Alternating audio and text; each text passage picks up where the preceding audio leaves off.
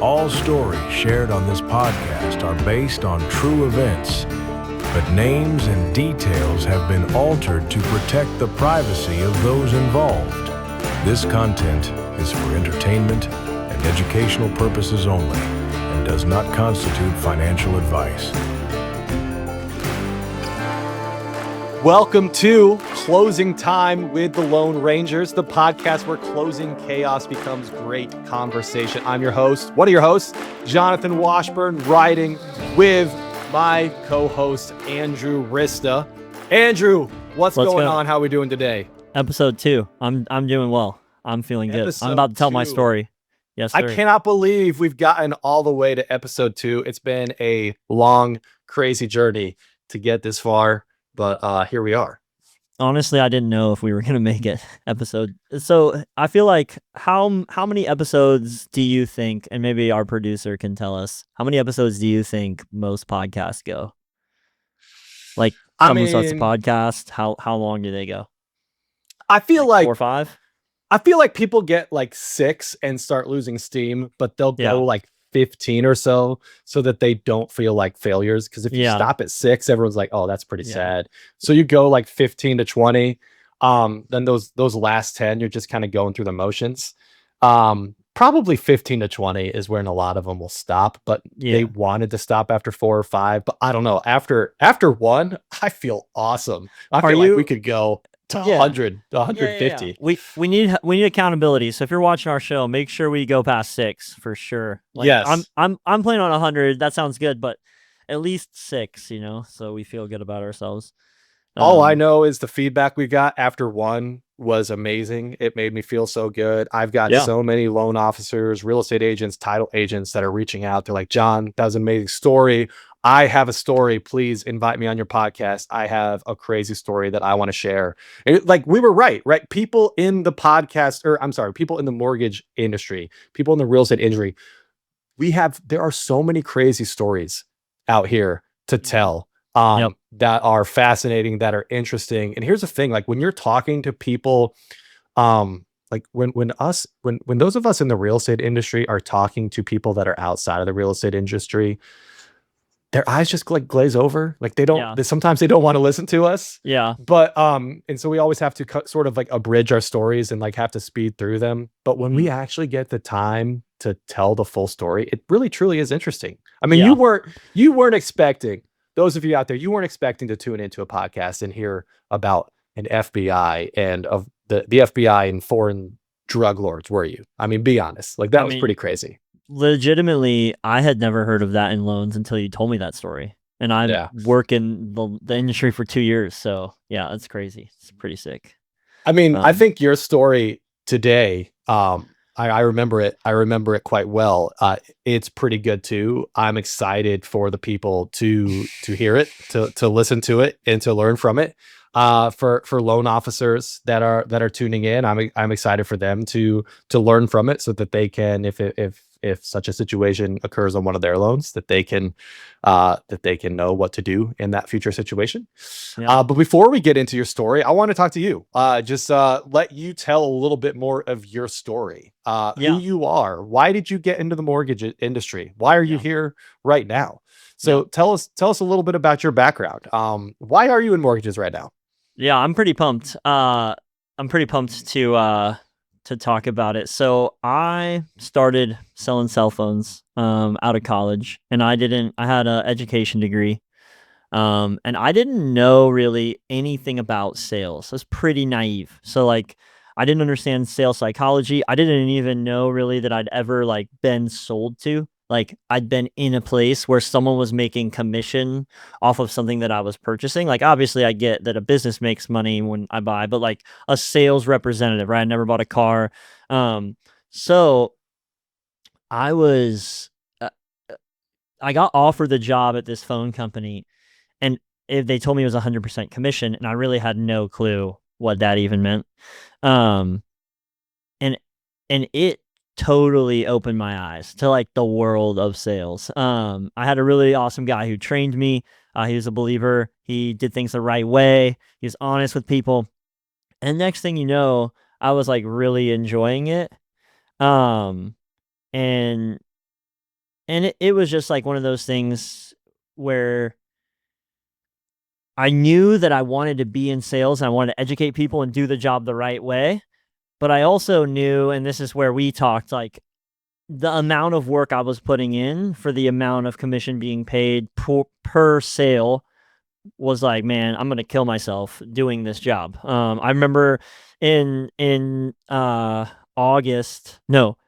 of 2023, I drove regularly to Brevard to work an 8 a.m. to 8 p.m. shift. So Brevard's about an hour, 30 minutes away. I would leave at my house at 6:20, so I could be there 10 minutes early. I would drive to Brevard. I would work there from 8 a.m. to 8 p.m. And this specific cell phone store is the only thing that works in the mountains of North Carolina. So when we pulled up, there's just people outside the store lined up, ready to go. And then I would drive home I would leave at 8:15 after closing the store, and I would get home at 9:45, talk to my then girlfriend, current wife, for 15 minutes. And then I would do the same thing again the next day. I think I was working 12-hour days, and I would work 5 or 6 days a week. So I don't remember what that was like, but I don't have a problem working that much. I think the question is like, are you getting compensated for that work? And that was what we talked about. Like, you got to be in a bigger ticket sales, because if you're going to work this hard, like, you should, I think your words to me were, let me know when you want to sell something that can actually change your life and it can actually make you money. And I think cell phones are really important. I know some of the people at this said business are doing really well for themselves. So it's not like a comparison or a hate. It's just the ceiling in mortgages is much higher than the ceiling at that company. So that's kind of how I got into sales. And then I would say, as far as my loan officer journey, I think I have 3 things that make me a good loan officer. I am undeniably positive. Were you going to say something? Yeah, just so real quick. So you're selling cell phones, right? Yes. Which, first of all, I am a little disappointed that you're not in cell phones anymore, because when you were in cell phones, my life was amazing. Yeah. Because every time I needed a cell phone, I would just like text you and I'd be like, "Hey, I need a new cell phone." Yep. And you were like, "Bet." And it's on the way. 2 days later, I had a new cell phone. It was amazing. I didn't have to go into the store anymore. I mean, my life was immeasurably better when I needed a new cell phone. But yeah, I remember I was watching you. You were a former student of mine. I respected you so much. You had an incredible grind, an incredible work ethic, and you were working so hard. And I just remember I think it was at a wedding, right? We were at a wedding of a friend of ours, and I had you over, and I was like, dude, you're working so hard. You're doing a great job, but like, you could put this same energy into selling something else. You could work just as hard, but you could sell something else that I think could, pay you a little bit better. Yeah. And that was basically my pitch to you. Do the exact same thing you're doing. Be Andrew Rysta, but work with me. It'd be more fun because you'd be working with me. Yeah. Yeah. You have a good time. Yeah. And, and then help people buy houses. So yeah, go back into you. I'm sorry. I just wanted to make that interjection. Yeah. So one of the things, I think I'm super positive, like, all the time. I think that's just a gift that I've been given. And in an industry where a lot can go wrong, in an industry where, like, we talked about this a little bit last time, like, rates are not necessarily great. You have to work with people that are sometimes frustrating. I try not to let, like, what's happening in the world or where interest rates are going, or to get me down. I told someone, like, I don't know, 2 or 3 months ago, how many real estate transactions happened in the state of South Carolina last month? I think the number is like 6,800. Let's say half of those were cash. So 3,400 are available for me to get. If I get 2 of those, like, I'm feeding my family, my bills are paid, and I'm probably have a little bit left over to put into savings. If I get 3 of those, it's amazing. So it's like, do you want to do the math on what percentage of market share I need in the state of South Carolina? It's like 0.0000001%. Like I'm not, imagine I got 1% of the loans in a month. That would be what, 300, something like that. That's insane. Like no one does, people do 300 loans in a year. So, and that's assuming that half of the deals are cash, and so, I mean, I think there's a lot of opportunity out there. It is not as easy as it once was to just, call a bunch of people for refis or, realtors and lender relationships have gotten a lot stronger as bad lenders have been rooted out of our industry. But I still think there's a lot of opportunity in loans. So I'm very positive. I'm a very good problem solver. I think one of the reasons I struggled to you're right. You said on the podcast last time, when I applied myself in school, I was really good. I feel like a lot of times I struggled because I didn't feel like the problem that was needing to be solved was difficult. And if I don't feel like the problem is difficult, I'm like, what are we doing? But in loans, the problems are often very difficult. And so I think I excel because I love that. I love the problem solving side. And then I think I have a motor. Like I can just turn it on and work for a long time hard. And I think a lot of people can work short times for hard. Like they can work for 3 months. They can work hard for 3 months. They can work hard for a year. And then they're like, I'm done with this. But I think that's just another piece that makes me a great loan officer. But, that's kind of my journey. One thing you told me, and I've actually used it with other people that I've talked to that are trying to get into this industry. It's a phrase that you told me, and I've repeated it to others. It can be like our mortgage tip of the day, if you will. Sure. If you want to get into this industry, what does it take to succeed when you're trying to build your business? Something that you said, are you willing to sprint a distance that is unknown? Mm-hmm. Right? Are you willing to sprint a distance that is unknown? I think a lot of people are willing to sprint 100 meters. A lot of people are willing to sprint 200 meters. The 400 meter is the hardest sprint, right? Or the 800. The 400 or the 800 is the hardest sprint, right? But some people will be willing to even do that, even though it is incredibly difficult. But if you don't know the distance and it's just like sprint and you're going to have to keep going and you don't know when the finish line is, you're going to have to go as hard as you possibly can. And you don't know when you're going to finally have enough partners, enough business, enough referrals coming in to actually feed your family. It might be 3 months. It might be 9 months. It could be a year and a half. You just don't know. You're just going to have to keep grinding. Like that's the hardest thing about building our business as a real estate agent, as a mortgage loan officer, as a title agent that's trying to build your business with referrals. I mean, that's the hardest part. So, hey man, what are you drinking right now? I'm drinking. What are you drinking some coffee. I'm drinking some. I think it's a. I don't know the blend because my guy John Tucker, who we will have on this podcast soon, he's in the lineup. He got me great friend because he bought me. He knows me and he bought me a subscription that sends me a new coffee once a month. Oh, so I just get it in the mail. It's fresh, and it's like, dude. That's the best gift anyone's given me, like delicious. Just shows Wonderful. Up. So I don't know what it is, but it's some black coffee that we made this morning. That's wonderful. Yeah. Well, hey man, let's get into your story. I think everybody remembers the rules. All stories told on closing time with the Lone Rangers are 100% true. However, names and dates and details in these stories are changed to protect the innocent and the not so innocent. So this story is based on real events, but we'll be using fictional names like Buck Rollins or Deputy Doc Draws just to keep things fun and compliant. All right, Andrew, take us there back to the Wild West of one of your craziest mortgage stories. So this story is called Mabel Thompson Goes to Prison. That's the Mabel Thompson Goes to Prison. Oh man, that's a story. So back to what we were just talking about, kind of ties in. Early on, I was kind of willing to take any deal I could get. I know there are loan officers that are like, 720 credit score, or I don't get out of bed. And there's some of them on our team, and we won't shout out any names, but we do make fun of them. I was on my buddy was on a boat one time with a loan officer down in Florida, and he was talking. He's talking to this other loan officer, and the one guy was like, "Hey, so what kind of business do you do?" He's like, "Oh yeah, I do a bunch of FHA and VA loans." And the guy that owned the boat was like, "FHA loans? What are those?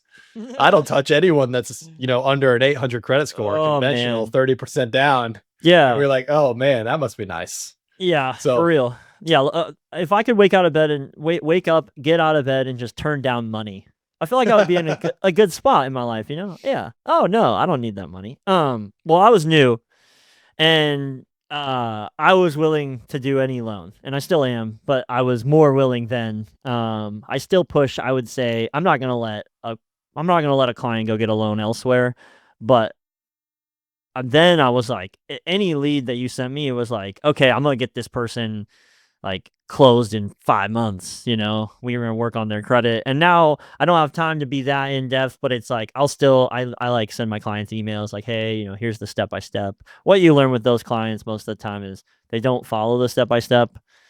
So but back to the story. Early on, I have this client. I met her through a networking group. FHA loan.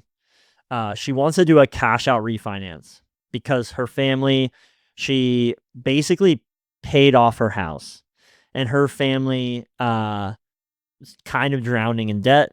But she was in a certain industry that she was selling something, and she got really good at it, and then she went out on her own. And so it was very complicated. First of all, we've got self-employment stuff, because she was in, and we're kind of doing the same thing. Like we've got 1.5 years of self-employment, but it's previous industry, so we can still kind of use some of the stuff. Her credit score has taken a massive hit because she's got like $200,000 in credit card debt that we've got. That's like killing her. They're drowning. Like the family. There could be many reasons somebody has a 540 credit score. Sure. Right? Sometimes you just missed 2 payments, and other times it's because you have $200,000 worth of credit card debt. Yeah, and missed payments on like half of them. Like it was rough. And honestly, it felt really good because it was like, I'm helping this woman. This is not like me pushing you into a rate. This is not me like, I am really helping her. Like we talk about grand slam refis. This is a grand slam. She's saving $2,000 a month in monthly payments. She's utilizing her equity. Makes sense. The problem is with a 540 credit score on an FHA loan, you don't have a lot of lenders who will do that. So we had to take it to Slim Pickens Mortgage Company. Slim Pickens, I hate them. They're the worst, dude. Oh, they are the worst. They're kind of blacklisted on our team because they've caused us so many problems, but they will get anything done for you. Like, yes, if you're like, hey, I have to have this craziness done, they'll get it done. A couple other notes: her house had solar panels on it. They had to work through that, figure that out, make sure that was okay with them. We ended up ordering 9 different credit card payoffs for this loan to get it. But middle of the process, I get a text from her. And the text literally says, I sent a text. I was like, hey, did you, I think it was like, did you sign your initial disclosures? Pretty standard. Everything is going well. It's a crazy deal, but we're getting it done. Like we're gonna knock it out. Did you sign your initial disclosures? And she responds with like she was typing, and I was like, oh, okay. And then like 20 minutes go by, and I like check my phone again. I'm like, she hasn't texted me. I click back on the thing. She's still it still shows she's typing. And I'm like, yeah, she's either texting someone else or this is crazy. And I get like a paragraph, like my whole phone screen. And it's basically like, hey, Andrew, I spent last night. I haven't signed. This is one for the books. Yeah, I haven't signed my initial disclosures because last night I got arrested in front of my whole family and removed from my house. Ooh. And I'm like, so like, as a loan officer who's starting out, and this is my second loan ever, and I'm like, I'm starving. I'm like, yo, what the heck? How is this even possible? So I call her and I'm like, what's going on? And she basically explains like she used to have a business partner. They split ways. They did it with an attorney, everything amicably. And then that business partner filed. It's really weird. It was basically a money grab.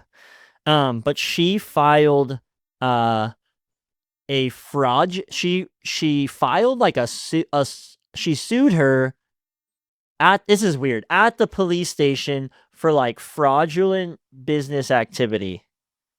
I don't know how they had like a warrant or whatever to arrest said woman, but Mabel Thompson got removed from her house.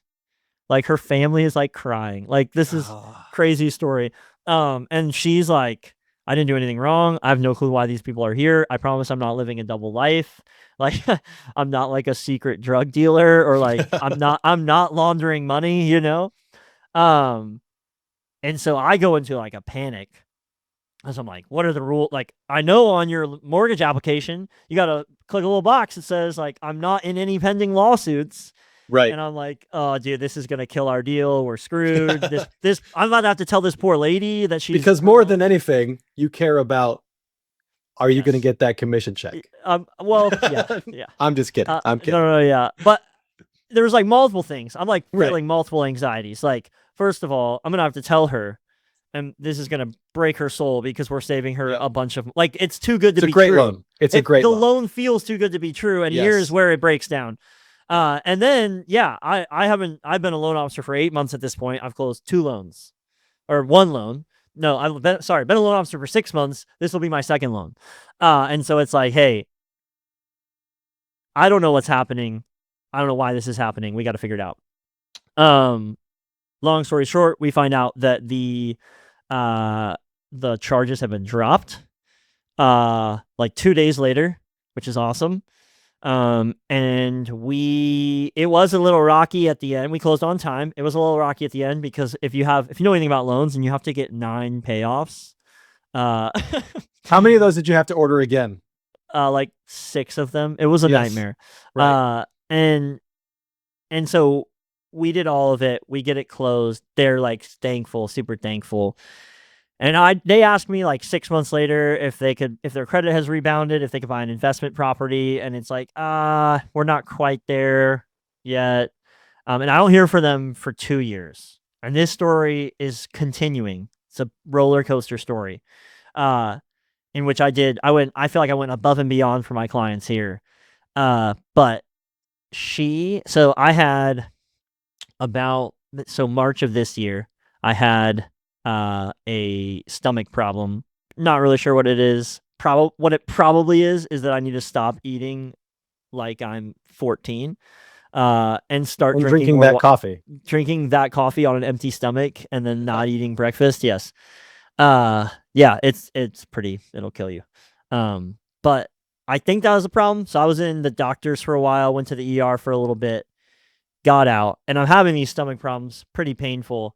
And so I didn't work for like 3 days. And the second day, she called me 6 times in a row. Oh.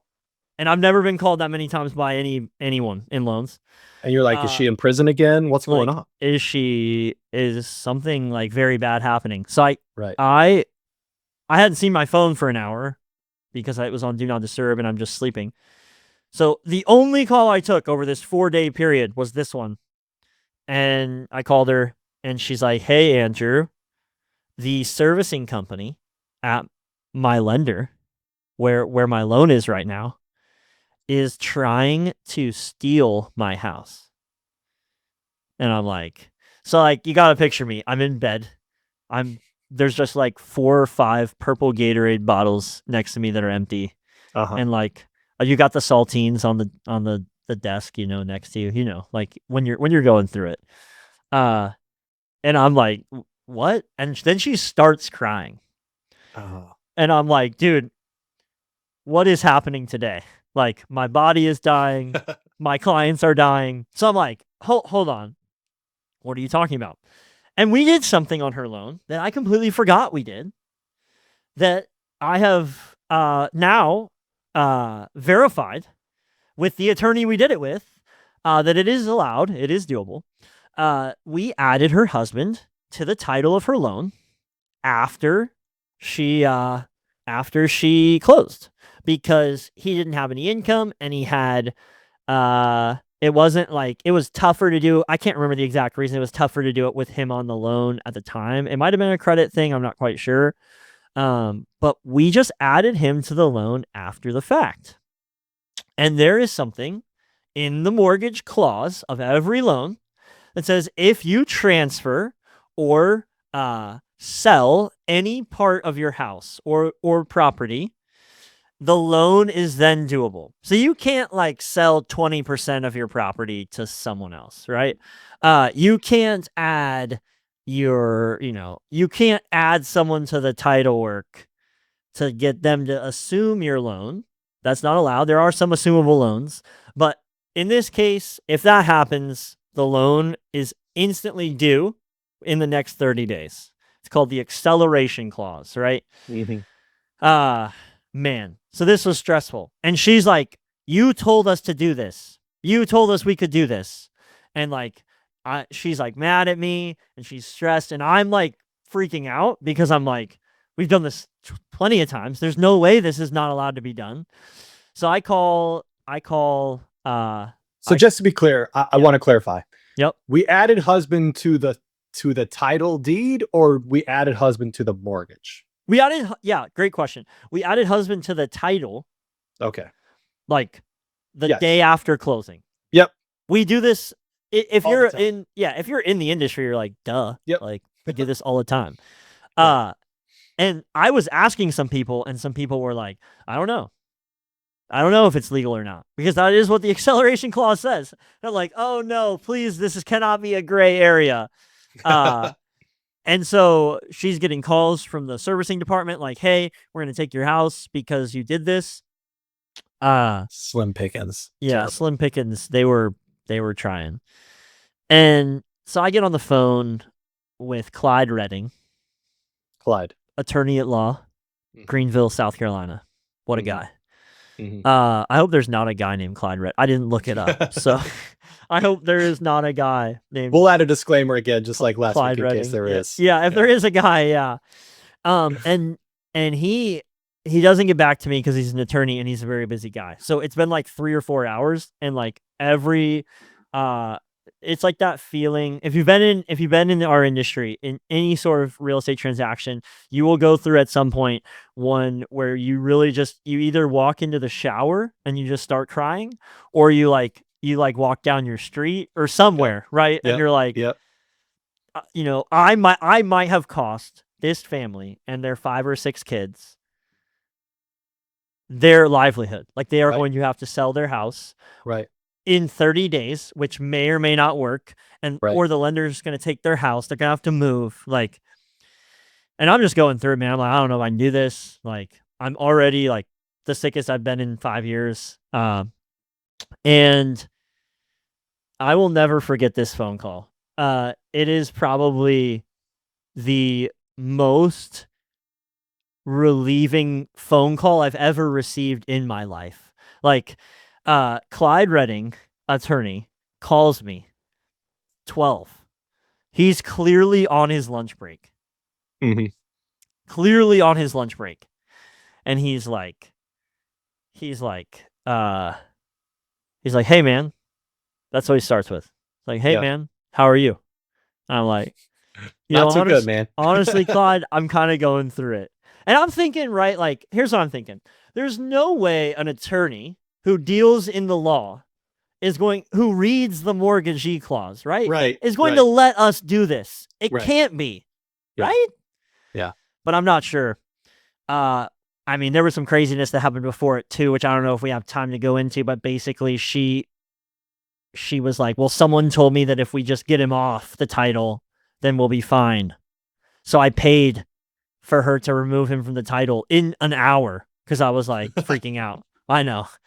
I paid for him to get removed. And we were going to try that way. And he calls me, man. And like all this panic, all this anxiety, all of this like tears. and he's eating a salad. Clearly eating a salad. Because it's like, when you're on the phone with someone and there's like an audible munching in the background, and you're like, bro, what is going on? This guy's clearly eating a salad. And he goes, hey, man. And there's like a couple bites. He's like, how are you? Couple bites. And then he's like, yeah, man, I don't know what that lender is talking about because you can't do that. That's all he says. And I'm like, well, like, what do you mean? And he's like, oh, I'll forward it to you. I'll grab a piece. There's a piece of federal law that states you are it's like a little box. It's like addendum to the acceleration clause. And one of the groups, it says these groups are allowed to be added to the title. And one of the groups is direct family members. So you can't be spouses or immediate family members. Yeah, so you can't be adding cousin Bobby to your loan. Yep. But, your wife, your kids, your parents, you can add them to the title, not the mortgage, like we said earlier, to the title of your loan. Yep. And he says, yeah, man, I'll forward it to you. I believe it's the Garn-St. Germain Act. Okay. I believe. That's what it is. So he sends me a snippet. That is our whole conversation. Our whole conversation was literally like 56 seconds. And I was like, Clyde, you're the man. Thank you so much. I really appreciate you. And at this point, I'm like, hey, I can go back to bed and just deal with being sick and not deal with this craziness. So I call the client. I'm like, look, I'm sorry for the inconvenience. I'm sorry that this mortgage servicing department is trying to get your house, which we found out across the US is something a solid amount of mortgage service companies have been trying to do recently. Any way that they can get a house, they're in it. And she, I just told her, look, I'm sorry this happened. Here is the federal law. So I want you to send this to them and tell them to stop calling you. You're making on-time payments. That's what they're going to get. They're not going to get your house. Here's why it's okay. And we're good. So yeah, that is the whole story of me first doing her loan. Then she went to prison. Then she got out of prison for she spent. It wasn't prison, right? It's like a jail. I think there's a legitimate. I'm not an expert, but I think there's a legitimate like divide, right? She spent the night at the police station, which I don't think is prison, but she went to jail, and she got out the next morning. We closed her loan on time with a 540 credit score, FHA loan, 9 payoffs needed, and solar panels on her house. And then the mortgage servicing department tried to take her house, and we got back involved 2 years, 3 years, whatever it was, after we closed, and defended her and got what we needed from the attorney to prove that. All right, so I have 2 takeaways from this. All right, number one, when you go into real estate, and I think real estate agents probably understand this even more than loan officers. No one tells you that you are going to become like a therapist just as much as you are going to become real. Like a loan officer or a real estate agent. I mean, the amount of times I've sat with my client on the phone while he cried or while she cried, listening to them, go through the amount of stress. I mean, when I think about one of the most stressful points of your life is when you're buying a house. For sure. Yeah. And there are some very crazy, wild, stressful things that we sit through our clients with. Nobody told me that when I got into this industry, I would be equal parts therapist and loan officer. So talking to your client while they're literally coming out of prison or while they're literally thinking that they're going to have their house seized. I mean, those are not conversations you can really ever prepare for, right? Right. Yeah. You can't prepare for it. And it's like, I felt like after that, I needed to not work for like 3 days. I was like, I need to remember and like process the fact that like the things I do for my clients matter. And like my daily job, we get so into it, right, man? Like we're like, oh, I'm slinging pre-approvals today. Just like another client hits the desk and I'm like talking to them and I'm like building rapport and they like me and I like them. It's going to be a great transaction. And I think often we get so into it that it's like, oh wait, these are real people. They have real lives. This is their livelihood, and I want to bring myself in and rein myself in. And this was a good reminder for me of just like the gravity that we hold. Like you said, 100%. Buying your house, probably the biggest purchase anyone's going to ever make, if it's not this house or the next house. So yeah, what was your second takeaway? Yeah, so let me ask you this. For those of us in the industry that are listening to this, I often think that this job would be easier in some ways if you weren't a person that cared. Yeah. Right. But I know you are a person that cares. Yeah. Right. It would be How easier. do you just give some advice? How do you get back on the horse, if you will, after situations like this? How do you navigate? Because we carry this stress for our clients and with our clients. How do you, you said you wanted to take 3 days off.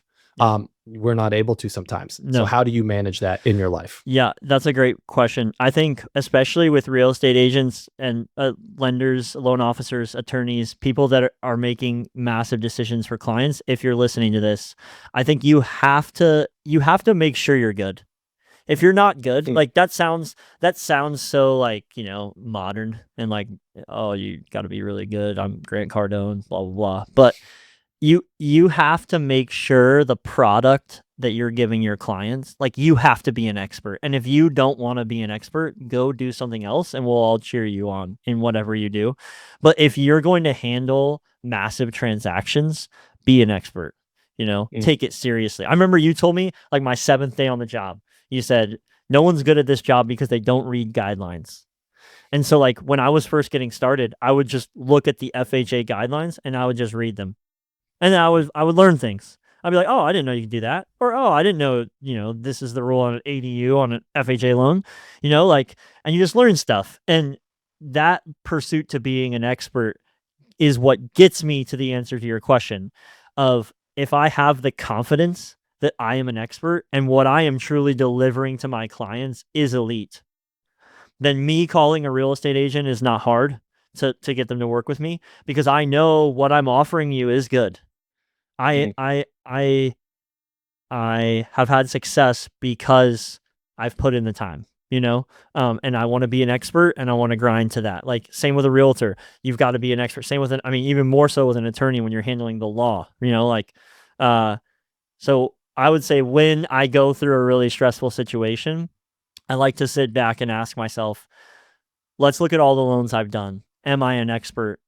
Am I delivering a great product to my clients? And if I am, me and you both know, not to call anyone out, but there are some big mortgage companies out there that are not delivering a great product to their clients. And in that case, I don't know how you can do the job because it's too stressful. And then you sit back and you think, you either have to disassociate yourself completely, like live in a fantasy world, or you got to be great. And there's no way around it. And I think that's my answer. I think, thinking on it a lot, like, did I do what was best for my client?